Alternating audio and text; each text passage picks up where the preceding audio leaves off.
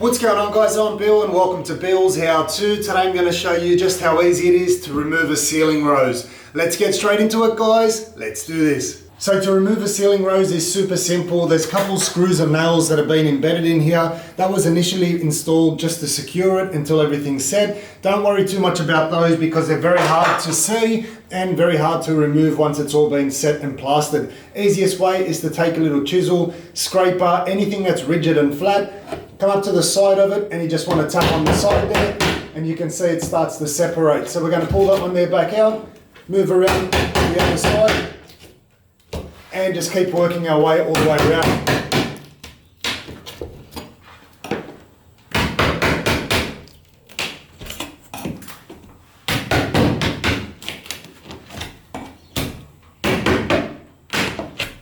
So I'll quickly move around to the front.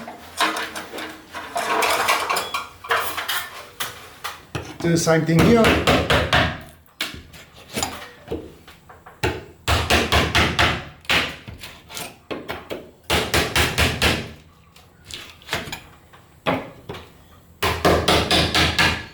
Once you've got it down far enough, get another blade in, and then we're going to slowly start prying down until it starts to give way.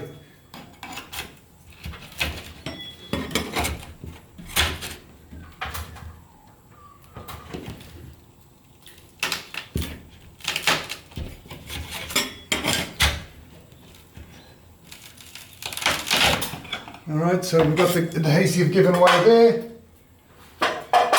So now if you've got an extra set of hands, you can get someone to help, or you can just rock it. They're not too heavy.